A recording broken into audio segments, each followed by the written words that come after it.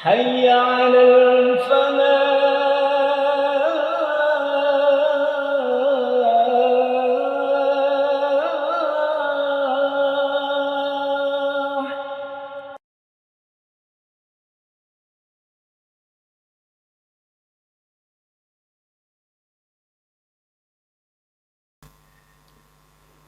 Bismillahirrahmanirrahim. Assalamualaikum warahmatullahi wabarakatuh. Alhamdulillahi rabbil alamin. Wabihi nasta'inu ala umurid dunya waddin.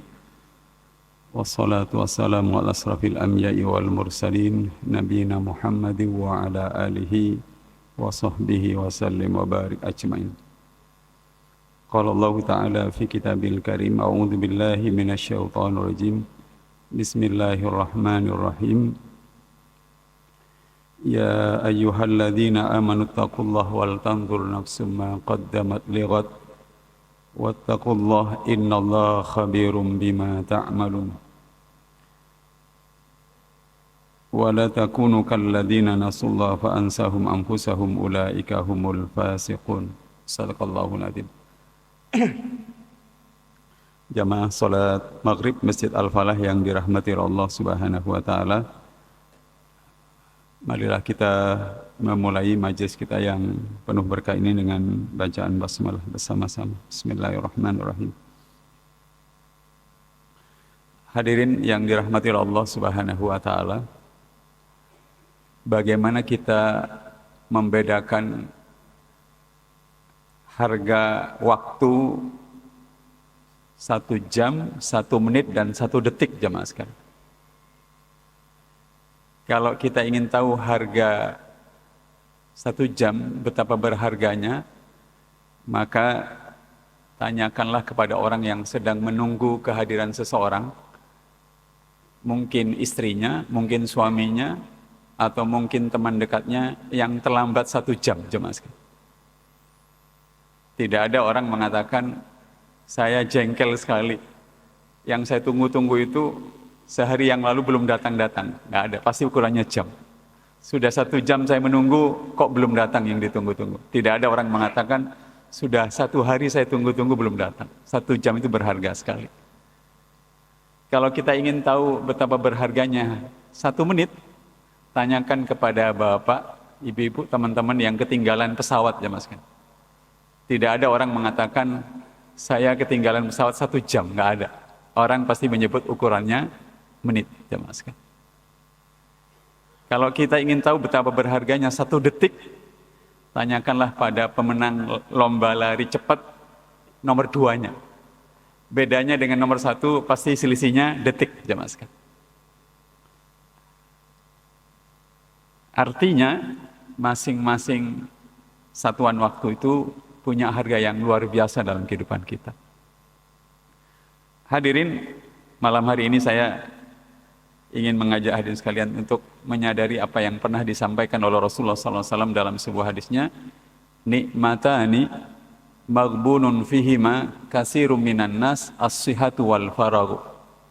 2 nikmat atau 2 pemberian Allah Subhanahu wa taala kepada manusia yang sering gagal didaya gunakan dengan baik adalah diberi waktu sehat dan diberi waktu luang, jamaah sekalian.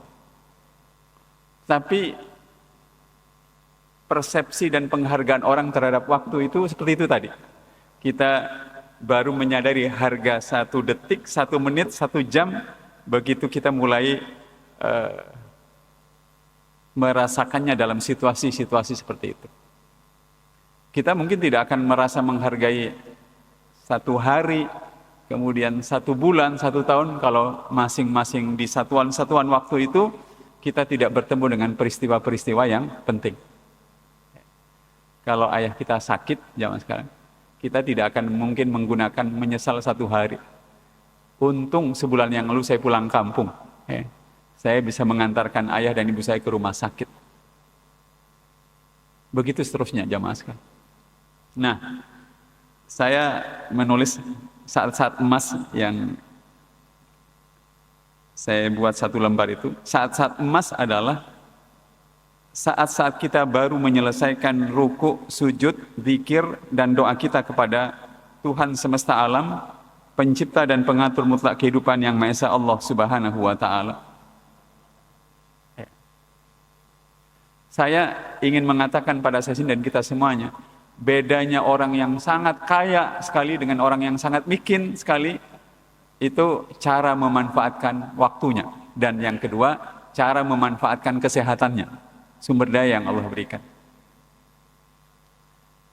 Biasanya kita mengeluhkan berbagai hal dalam kehidupan ini karena merasa tidak punya teman, tidak punya uang, tidak punya macam-macam. Tetapi hal yang paling mendasar adalah menggunakan waktu. Dan sebagai seorang yang sehari-hari kita beribadah kepada Allah Subhanahu wa taala, maka ada saat-saat di mana selesai sholat seperti tadi, itu saatnya yang sangat istimewa. Saya tidak ingin menyebut ukuran detiknya, menitnya, dan jamnya.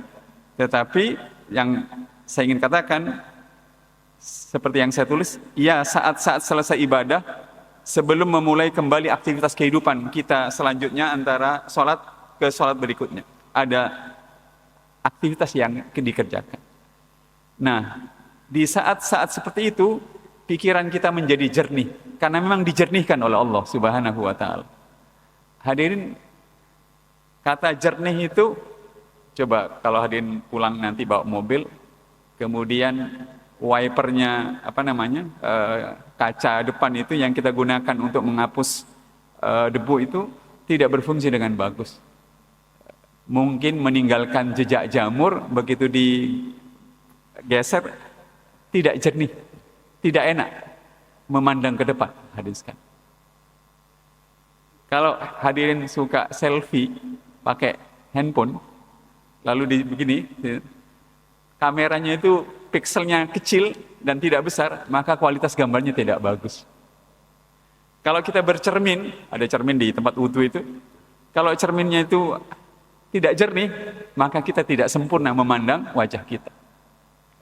Pikiran yang jernih yang baru saja kita dapatkan karena kita mendekatkan diri pada Allah Subhanahu wa taala itu adalah karunia yang sangat mahal.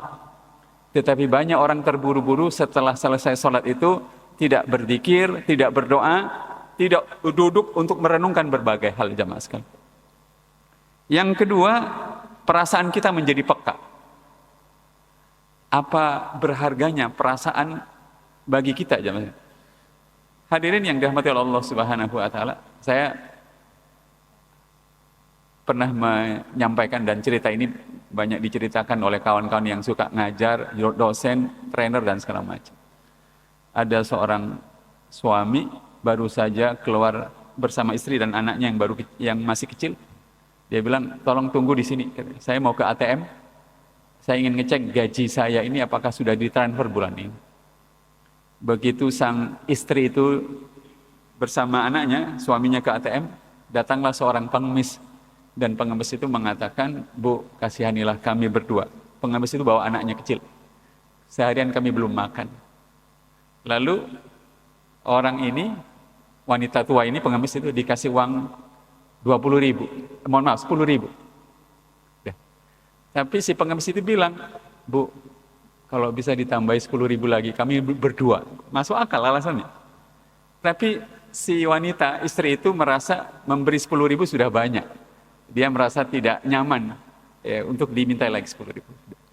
Karena wanita, istrinya laki-laki itu menolak membeli lagi, dia tidak lagi jadi meminta. Tidak lama kemudian, hadirin sekalian, si pengemis itu mendekati sang suami yang ada di ATM. Begitu dia keluar dari ATM, dia minta uang, dan oleh si suami itu dikasih uang 10.000.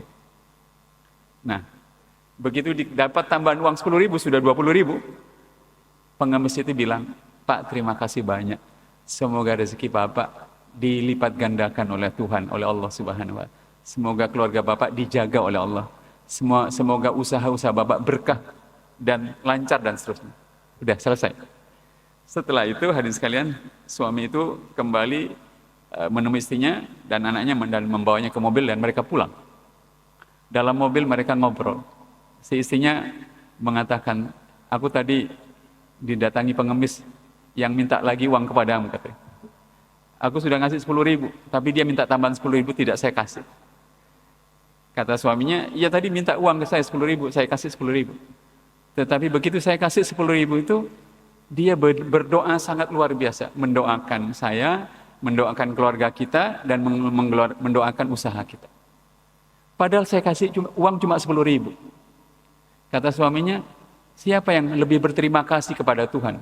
Dia yang menerima uang 10.000 tambahan dari saya, tetapi doanya begitu luar biasa. Sementara saya tadi ngecek rekening saya, gaji saya baru masuk puluhan juta ke rekening saya hanya tersenyum tipis, kata dia. Hadirin, begitu pentingnya peka itu. Karena begitu perasaan peka, harga nikmat itu berlipat-lipat dalam kesadaran pikiran kita itu akan luar biasa. Tapi kalau kita tidak peka, kita menganggap uang 10 juta, 1 juta, 100.000 itu kecil. Karena kita menganggapnya jumlah itu tidak sebesar yang kita butuhkan untuk kita bayarkan. Saya ingin ingatkan, selesai kita sholat tadi, sholat maghrib, sholat isya nanti, apalagi nanti sholat tahajud dan subuh, tingkat kejernihan pikiran itu luar biasa. Tingkat kepekaan perasaan yang Allah berikan pada kita luar biasa. Dan yang ketiga, hati dan jiwa kita menjadi kuat dan kembali dipenuhi oleh energi kehidupan. Hati dan jiwa itu setiap selesai beribadah, oleh Allah tenaganya dilipat gandakan. Saya ulangi lagi. Hal yang langsung dikasih cash oleh Allah, kalau kita selesai sholat 5 waktu, sholat tahajud, yang cash itu adalah hati dan jiwa kita itu tenaganya diberi berlipat. Persis handphone kalau dicas. Ya.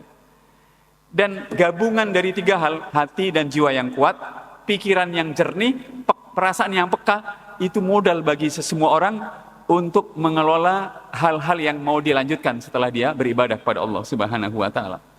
Saya sebut begini, secara keseluruhan diri kita menjadi lebih segar, bugar untuk memulai dan menjalankan lagi tugas-tugas kehidupan selanjutnya. Tapi tidak banyak orang yang menyadari itu. Ya, Mas. Pikiran yang jernih, perasaan yang peka, rohani yang kuat, semangat yang kembali bugar dan segar, itu modal yang sangat berharga. Ya, Mas. Saya lanjutkan. Di momen seperti ini, seharusnya kita bisa menggunakannya untuk beberapa hal berikut. Jadi dalam keadaan pikiran jernih, perasaan peka, jiwa segar dan jiwa kuat, mesti yang satu, meluruskan arah dan orientasi hidup kita agar kembali berada di garis pengabdian pada Allah Subhanahu wa Ta'ala. Apa pentingnya yang pertama? Hadirin, Syekh Adam Syarqawi, seorang ulama muda dari Palestina yang menamatkan master sastra Arabnya di Libanon dan doktor di bidang syariahnya, beliau mengatakan, kenapa Allah memerintahkan kepada Nabi Ibrahim lewat mimpinya agar Nabi Ibrahim itu menyembelih Ismail. Saya baru sadar itu. Kata Syekh Adam Syarqawi, dulu sebelum kelahirannya Nabi Ismail itu, Ibrahim itu luar biasa cintanya pada Allah Subhanahu wa Ta'ala. Ya. Tetapi begitu Ismail lahir, cintanya kepada Allah itu berkurang. Kata Syekh Adam Syarqawi, Allah tidak ingin cinta hambanya kepada dirinya itu berkurang. Makanya lewat mimpi Allah meminta Ibrahim itu menyembelih anaknya. Tetapi ketika sudah mau disembelih, Allah mengatakan, engkau sudah membenarkan mimpi yang aku sampaikan. Aku ganti dengan seekor domba. Hadirin, banyak hal-hal besar itu tidak selesai bukan karena kita tidak punya uang, bukan kita tidak punya ilmu, bukan karena kita tidak punya orang, tapi orientasi. Kita tidak memaksudkan yang kita kerjakan itu buat Tuhan semesta kehidupan, tetapi kita memaksudkannya untuk hal-hal yang lain. Dan Allah tidak ingin begitu. Rasulullah, hadirin sekalian, ketika didatangi orang-orang Mekah itu bertanya tentang pemuda Kahfi, Zulkarnain dan Ruh, Rasulullah langsung mengatakan, datanglah besok pagi saya akan jawab. Beliau merasa sebagai seorang Rasul, kalau ada kesulitan pasti akan diberi wahyu. Tapi Allah menahan wahyu itu tidak tanggung-tanggung. 15 hari ditahan wahyunya oleh Allah. Setelah 15 hari baru kemudian Allah menurunkan surat Kahfi. Di antara ayat di surat Kahfi itu ada ayat wala taqulanna li syai'in inni fa'ilun dzalika ghada illa ayyashallah. Janganlah engkau mengatakan tentang sesuatu Muhammad bahwa aku akan mengerjakannya besok pagi kecuali dengan mengatakan insya Allah. Hadirin, jadi selesai sholat maghrib tadi, selesai sholat isya, sholat tahajud, coba periksa. Apakah niat kita bekerja? Apakah niat kita belajar agama? Apakah niat kita itu menyumbang untuk Masjid Al-Falah ini? Apakah kita menambah modal dan macam itu? Pertama-tama adalah karena Allah yang memerintahkannya kepada kita dan bukan yang lain-lain terlebih dahulu. Hadirin, sahabat pernah mengalaminya dalam perang Hunain. Setelah kaum muslimin menang dalam perang Fathu Mekah. Perang Hunain itu perang pertama di mana jumlah kaum muslimin jauh lebih banyak dari lawannya. Allah menyebutnya di dalam surat 9, hadirin sekalian, pada ayat ke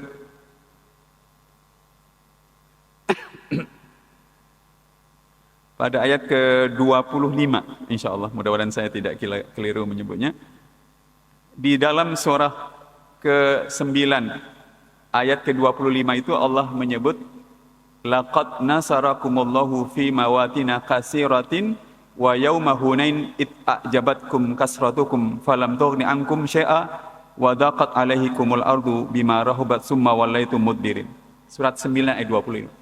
Ini surat 9 ayat ke-25 adalah ayat yang menegaskan, ingatlah ketika kalian dalam perang Hunain, jumlah kalian yang jauh lebih banyak itu membuat kalian itu tidak lagi merasa pasti diberi kemenangan oleh Allah, tetapi kalian merasa jumlah yang besar itu menyebabkan kalian merasa pasti menang. Lalu Allah kalahkan kaum muslim itu dalam perang Hunain di tahap pertama. Setelah mereka menyadari kekeliruan hatinya itu yang tidak berorientasi, tidak bersandar pada Allah, kemudian Allah turunkan kemenangan setelah mereka mengembalikan orientasinya pada Allah Subhanahu wa ta'ala. Hadirin, jadi selesai kita sholat isya, nanti tahajud dan seterusnya, coba periksa. Kenapa urusan saya tidak lancar, tidak mudah? Jangan-jangan niat saya ngurus urusan itu ingin dipuji, ingin ingin, tapi tidak meniatinya karena Allah Subhanahu wa ta'ala. Bukankah doa iftitah kita, kalau kita memilih doa itu adalah inni wajjahtu wajhiya lilladzi fataras samawati wa dan ada lagi inna salati wa nusuki wa mahyaya wa mamati. Bacaan ini bukanlah hiasan belaka, tetapi bacaan ini memberikan alas dan dasar bagi kita dalam mengelola semua aktivitas kita, jamaah. Yang kedua, menghitung apa yang telah kita capai. Mohon maaf, ada keliru sedikit. Hingga kita masuk waktu ibadah yang baru kita rambukan dan seberapa banyak pencapaian. Jadi memang sebaiknya dari subuh sampai duhur itu, waktu duhur itu kita ngitung apa saja yang sudah kita kerjakan dari subuh sampai duhur. Kalau ukurannya uang, hadirin pasti akan kecewa. Karena uang itu bukan satu-satunya yang harus kita hitung bahwa dari subuh sampai duhur kita mencapai. Tetapi adakah ilmu, adakah pengetahuan, adakah kesehatan yang lebih kita raih dari Allah, adakah lebih banyak orang yang kita kenal dan segala macam. Mungkin ini hal baru. Hadirin membiasakan diri menghitung dari setiap sholat ke sholat berikutnya. Subuh ke duhur, duhur ke asar, asar ke maghrib, maghrib ke isya, isya sampai subuh. Hitung apa yang kita capai di satuan-satuan waktu. Kalau hadirin menghitungnya, demi Allah, mungkin tingkat efisiensi, efektivitas dan produktivitas kita akan berubah bagus. Saya lanjutkan dulu. Yang ketiga, mengingat-ingat kembali apa saja sisa pekerjaan yang harus dirampungkan sehingga apa yang disebut di nomor 2 bisa menjadi lebih sempurna. Kalau urusannya uang, hadirin sekalian, saya tidak perlu bicara karena kita sudah paham. Tapi kalau urusannya yang lain-lain, pendidikan anak, keluarga yang belum bisa baca Al-Quran, ya, kemudian rezeki yang belum kita bagi kepada adik, paman, sepupu, ponakan yang lebih banyak, kita akan merasa, misalnya mohon maaf, hadirin sekalian, dari subuh sampai duhur kita itu sebagai pedagang penjual nasi rawon misalnya, dan setelah duhur selesai untungnya itu bersih 500.000 misalnya gitu. Setelah dicek-cek 100.000 untuk ayah kita dan ibu misalnya gitu, kemudian 100.000, 200.000 untuk istri ya. Kemudian sisanya yang 200.000 itu kita mau bagi bingung Karena jumlah orang yang hendak kita beri itu lebih banyak dari uang 200.000. Misalnya yang mau kita tambahkan adalah adik dan keponakan. Tapi kita baru ingat, ada tetangga yang miskin yang membutuhkan kita. Begitu kita tahu bahwa jumlah uang yang harus kita berikan itu jauh lebih banyak, mulailah kita menyadari bahwa dari subuh sampai zuhur mestinya kita bekerja lebih baik lagi agar kita mendapatkan rezeki yang lebih banyak untuk diberikan kepada banyak orang yang berhak mendapatkan. Banyak di antara kita itu mengeluh dan marah-marah hanya gara-gara setelah dia memberikan belanja kepada istrinya, uang 500.000 tadi, kepada istrinya 200, 300.000 lagi, kemudian dia bagi, kemudian ada orang yang kemudian datang pada dia minta bantuan sesuatu, dan permintaan bantuannya itu masuk akal dan dia layak bantu. Dia lalu marah-marah dan mengatakan cari uang susah dan segala macam, enak saja minta bantuan. Mestinya dia menyadari itu adalah kesempatan berbuat baik yang Allah sediakan kepada kita. Kita tinggal memintanya kepada Allah Subhanahu wa taala. Ya Allah, berilah saya rezeki lebih banyak, dan tidak memilih mengeluh. Karena kalau ditimbang-timbang, hadirin sekalian, kalau kita lebih memilih menyampaikannya kepada Allah, ya Allah, saya minta rezeki lebih banyak agar bisa memberi kepada yang lain, dibandingkan kita mengeluh dan keluhan kita didengar oleh orang di sekitar kita, orang tidak akan suka. Dan Allah tidak suka kita itu menampakkan keluhan itu kepada sesamanya, sementara kita tidak mengeluh dan meminta kepada Allah Subhanahu wa ta'ala. Hadirin, soal yang nomor 2 dan nomor 3 ini bukan soal uang semata, jemaah sekalian. Bukan soal uang semata, tetapi soal doa. Di antara doa-doa salat itu yang belum kita mengerti terjemahannya. Sekian banyak surat dari Al-Fatihah, Qul huwallahu ahad, Qul a'udzu birabbin nas, inna a'tainaka, yang belum kita mengerti maksudnya apa dan segala. Masih banyak yang harus diselesaikan. Kalau tadi kita masuk ke ruang ini, saya tadi sempat melihat kekurangan listrik masjid ini 17 juta sekian deh. Ada nomor rekeningnya. Kalau hal-hal yang bisa bersifat fisik bisa cepat bisa. Tapi hal-hal yang bersifat rohani, bersifat spiritual, itu butuh perhatian yang sangat serius, jemaah sekalian. Saya lanjutkan lagi. Yang keempat, jadi saat-saat emas, saat-saat kita selesai sholat 5 waktu atau saat-saat habis tahajud, mestinya kita gunakan untuk menyadari sesadar-sadarnya bagian-bagian dari diri kita berupa keyakinan. Saya tulis sendiri-sendiri. Keyakinan, pola pikir, sikap, perilaku, karakter, serta kebiasaan-kebiasaan hidup yang terus-menerus harus diperbaiki. Di nomor 4 ini, saya ingin mengajak hadirin sekalian begini. Kalau kita mengalami kecelakaan dengan mobil kita, jemaah sekalian, maka salah satu hal penting dari kecelakaan itu adalah kita jadi tahu mobil itu bagian mana yang harus diperbaiki. Bodinya, mesinnya, atau hal-hal yang lain. Bangunan Masjid Al-Falah ini, hadirin sekalian, waktu pertama dibangun, tiba-tiba hujan deras. Hujan deras yang turun deras itu disyukuri oleh arsiteknya, karena akan tahu bagian-bagian mana yang bocor, di mana saja ada rembesan air. Nah, mestinya hadirin sekalian, kalau tadi dari subuh sampai zuhur, zuhur sampai asar, asar sampai maghrib, kita mengalami beberapa kegagalan, mestinya kita bersyukur karena kita bisa melihat bagian-bagian mana dalam diri kita yang perlu diperbaiki. Jangan-jangan aspek keyakinannya, jangan-jangan aspek pola pikirnya, jangan-jangan aspek karakter dan kepribadian kita. Hadirin yang dirahmati Allah Subhanahu wa taala. Kalau hadirin seorang kepala sekolah dapat 2 guru mendaftar, tersisa 2, lalu dites. Hadirin akan merasakan sekali pentingnya keyakinan. Hadirin akan bilang begini, Ustadz, kita panggil Ustadz itu, sekolah ini baru berdiri Ustadz. Jadi nanti gaji Ustadz selama 3 bulan pertama tidak akan besar. Gitu. Lalu Ustadz pertama bilang, waduh Ustadz, gimana ya Ustadz? Saya kerja di sini ini butuh uang banyak untuk menghidupi istri dan anak saya. Memang benar istri dan anaknya betul. Udah, yang ngomongnya begitu. Tapi Ustadz yang kedua mengatakan begini, Ustadz, terima kasih banyak, saya sudah diterima di sekolah ini. Saya memahami dan memaklumi kalau gaji saya tidak sebesar yang saya bayangkan, tapi saya sudah bersyukur. Allah menakdirkan saya masuk ke tempat ini, saya yakin. Sekian bulan kemudian, Allah akan memberi rezeki lebih banyak pada saya. Kalau hadirin kepala sekolahnya, mau menerima yang mana? Yang pertama atau yang kedua? Pasti akan menerima yang kedua.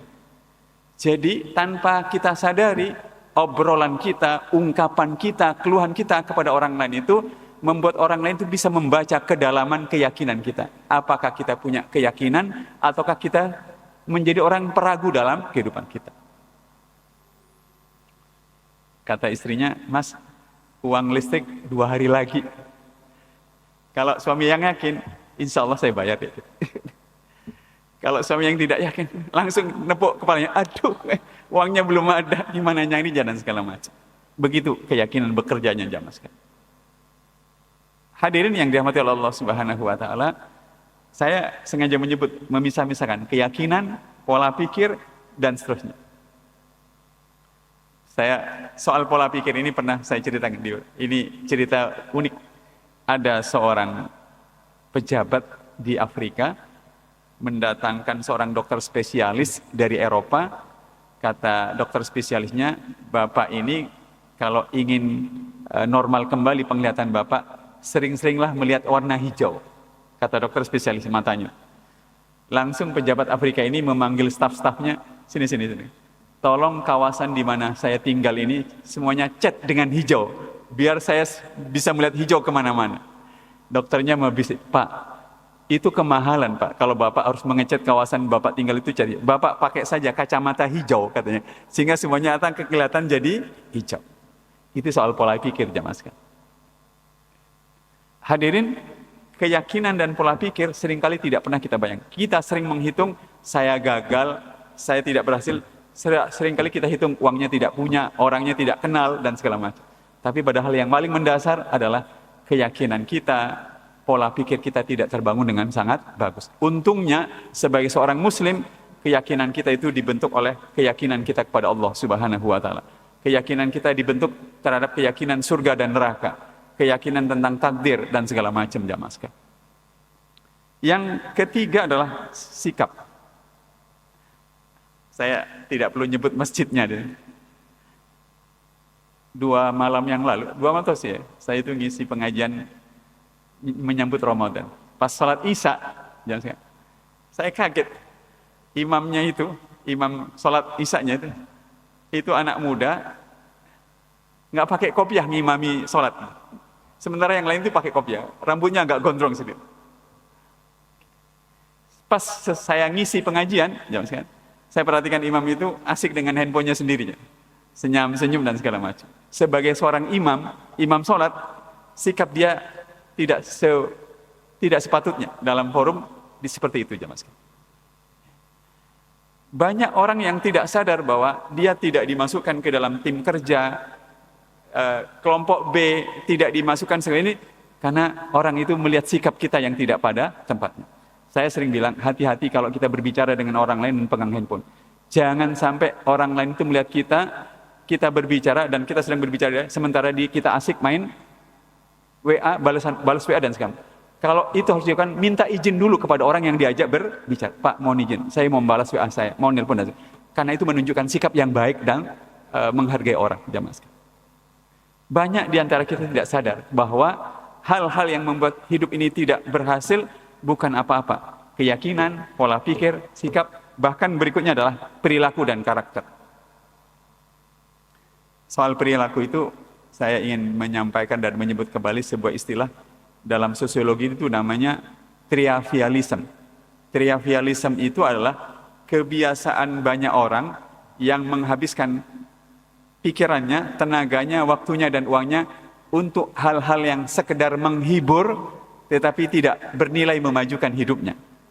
Jadi orang duduk 1 jam, 2 jam, 3 jam, 4 jam, hanya untuk ngobrolkan yang obrolannya itu tidak memajukan apa-apa. Sekedar menghibur, belum tentu berdosa. Kalau hari ini ditanya, banyakkah itu atau tidak dalam kehidupan kita? Banyak, jemaah sekalian. Orang berjam-jam ada di warkop, di restoran, ngobrolnya tidak ada manfaatnya. Mungkin juga belum tentu berdosa, tapi tidak bernilai memajukan hidupnya. Yang bikin hidup tidak maju itu adalah itu, trivialisme. Orang membiarkan waktunya hanya untuk hal-hal yang sekedar menghibur tetapi tidak bernilai memajukan hidupnya, jemaah. Hadirin yang dirahmati Allah Subhanahu wa taala, apalagi karakter. Ya. Orang mungkin tidak akan melihat keyakinan kita, pola pikir, tapi langsung karakter. Sabar, pekerja keras, disiplin, tanggung jawab, kemudian dan segala macam. Itu kelihatan. Hadirin yang dirahmati oleh Allah Subhanahu wa taala. Nah, yang terakhir, yang kelima yang ingin saya sampaikan, saat-saat emas kita setelah selesai sholat dan pokoknya selesai ibadah itu, cobalah gunakan untuk memeriksa pengetahuan dan pemahaman kita terhadap berbagai persoalan yang sedang kita hadapi dan bagaimana cara menyelesaikan. Jadi tanda-tandanya kelihatan. Kata beberapa orang-orang mengatakan, kalau suatu saat Anda itu bingung, tidak tahu apa yang harus dikerjakan, itu artinya jumlah ilmu pengetahuan di kepala Anda sudah habis. Maka Anda harus belajar dan membaca lagi. Gitu. Tetapi jangan khawatir. Kalau kita rajin beribadah, dengan baik, Allah itu salah satunya berjanji, wattaqullah wa yu'allimukumullah. Bertakwalah kepada Allah, Allah akan mengajari, kata Allah. Tapi mengajari itu bukan berarti kemudian tidak perlu baca buku dan bacalah buku, dengarkan orang ceramah, ikutilah A, ikutilah B, maka pengetahuan itu akan ditambah oleh Allah Subhanahu wa taala. Hadirin sekalian. Nah, jika kita menyadari sebesar itu manfaat saat emas yang setidak-tidaknya 5 yang saya sebut itu, maka kita akan bersungguh-sungguh untuk ruku, sujud dan berdoa kepada Allah dengan sebaik mungkin. Jadi tingkat kejernihan pikiran, tingkat kepekaan perasaan kita, tingkat kesegaran jiwa itu sangat dipengaruhi oleh kualitas ibadah yang kita kerjakan. Hadirin, setelah salat Isya ini nanti hadirin pulang, hadirin akan cek semakin malam itu akan semakin banyak warkop itu kedatangan pengunjungnya, warkop, restoran macam itu. Banyak orang itu perlu menenangkan diri, mencari ide dengan cara begitu. Saya punya teman, ayahnya lulusan FISIP UNER, magisternya tesisnya tentang peristiwa politik di Mesir. Dia punya anak lulusan PEN ITS. Kata ayahnya, anak saya itu kalau lagi suntuk, dia minta waktu ke warkop sebentar, nyari ide katanya. Begitu udah 30 menit, 40 menit, balik lagi ngerjakan pekerjaan. Masalahnya, tidak setiap saat uang itu ada untuk kita bawa ke warkop. Tapi insya Allah setiap saat kita bisa sholat 2 rakaat, bisa berdoa, bisa sujud pada Allah untuk meminta kesegaran, kejernihan, kepekaan, dan jiwa ini dikuatkan oleh Allah Subhanahu wa ta'ala. Ada seorang jamaah masjid di Masjid Al-Mu'ti, masjid di sebelah selatannya ITAT, kampus ITAT Surabaya. Namanya Pak Nur Ayu. Ustaz, bos saya di perusahaan di kantor saya itu, kalau sudah rapat mentok-tok, dia bilang, sebentar, saya mau ngaji dulu, mau baca Al-Quran dulu. Kalau sudah selesai baca Al-Quran, dia kembali mimpin rapat, biasanya ini. Udah bisa menyelesaikan masanya dengan sangat baik. Jadi hadirin sekalian, oleh karenanya jangan biarkan saat-saat beribadah itu menjadi saat-saat yang kita kelola seenaknya saja, jangan. Karena kalau kita beribadah sebaik mungkin, sebagus mungkin, sebanyak mungkin, dan sekonsisten mungkin, Allah akan menjernihkan pikiran kita, perasaan kita akan dibuat lebih peka, jiwa kita akan lebih disegarkan, dan kalau bermodal itu, biasanya kita menjadi orang yang bisa menganalisis hal-hal yang perlu diperbaiki dalam diri kita dengan sebaik-baiknya. Hadirin mungkin akan merasakan apa arti bacaan Astaghfirullahaladzim alladzi la ilaha illa huwal hayyul qayyum wa atubu ilaih. Itu kalau diterjemahkan bebas, ya Allah, saya minta maaf, saya kapok ya Allah, saya tidak ingin mengulangi lagi apa yang salah kepada Engkau yang maha hidup dan akan berdiri sendiri dan tidak akan Engkau akan kekal selamanya. Aku minta maaf kepada Engkau ya. Terus sementara bacaan itu diulang, kita mengulang-ulang menganalisis apa yang salah dalam tindakan kita, pikiran kita, interaksi kita dengan orang lain, pasti kita akan ketemu. Makanya Ibnul Qayyim Al-Jauziyah mengatakan, orang yang beristighfar itu tidaklah disebut beristighfar kalau hanya lisannya yang mengulang-ulang istighfar. Sementara pikirannya tidak tertuju pada kesalahan-kesalahan yang harus dia perbaiki dari waktu ke waktu. Andaikan orang yang beristighfar itu melihat bagian-bagian yang keliru dan salah yang sudah pernah dilakukannya, maka istighfar itu akan membuahkan kebaikan demi kebaikan bagi orang yang mengucapkannya. Mudah-mudahan jamaah yang dirahmati oleh Allah Subhanahu wa taala, apa yang saya haturkan ini menjadi renungan berharga seperti yang saya tulis di akhir lembar itu. Kita akan memperlakukannya sepenting bisnis kita. Seperti kita memperlakukan bisnis itu, kita datang ke bisnis pakai pakaian yang rapi, macam-macam. Mestinya kita saat-saat beribadah itu seperti itu juga. Karena kita akan mengharapkan apa yang tadi saya sebut, pikiran yang jernih, perasaan yang peka, jiwa yang dibersihkan dan disegarkan oleh Allah, motivasi yang kembali diangkat, itu adalah sesuatu yang luar biasa. Begitu. Oleh karenanya, saya nitip buat Bapak Ibu sekalian, buat yang punya anak, punya cucu dan sekalian, punya siapapun, bahwa modal terbesar kita bukanlah ada di uang, di orang, atau yang lain. Tetapi modal terbesar kita itu ada saat-saat ketika kita bersama Allah Subhanahu wa Ta'ala. Dalam sebuah ungkapan syair bahasa Arab yang indah, lau alimal muluku wa abnaul muluki ma fihi minan ni'ami was sururi la jaladun nas bisyuyuf. Andaikan raja dan anak-anak raja yang sangat haus kekuasaan itu tahu betapa bahagianya jiwa orang-orang yang beribadah kepada Allah Subhanahu wa Ta'ala, pasti mereka akan memenggal leher orang yang beribadah itu untuk mengambil kebahagiaan yang ada dan diberikan oleh Allah kepada mereka masing-masing. Oleh karenanya, walaupun kita ini masih banyak dosa, penuh salah dan hilaf, jangan biarkan kecuali saat-saat beribadah itu menjadi saat-saat yang kita nikmati, kita tunggu-tunggu, dan kita berpuas-puas diri melaksanakan ibadah kepada Allah itu agar kita bisa memperbaiki kehidupan kita di sesi waktu selanjutnya dari waktu ke waktu. Semoga bermanfaat hadirin sekalian apa yang saya sampaikan. Mudah-mudahan bisa menjadi renungan. Saya sengaja mencantumkan nama saya itu Ahmad Arkom karena itu alamat Facebook saya juga. Materi ini sudah saya upload di Facebook saya sejak setahun yang lalu, jamaah sekalian. Mudah-mudahan bisa menjadi sarana bersilaturahmi di media sosial dan mudah-mudahan kita bisa menjadi lebih baik dari waktu ke waktu. Mari kita berdoa. A'udzubillahi minasyaitonirrajim. Bismillahirrahmanirrahim. Alhamdulillahirabbil alamin. Allahumma shalli ala Muhammad wa ala ali Muhammad. Allahumma a'inna ala dzikrika wa syukrika wa husni ibadatika. Ya Allah, tolonglah kami seluruhnya agar senantiasa mengingat-Mu ya Allah, menyebut dan mengagungkan nama-Mu.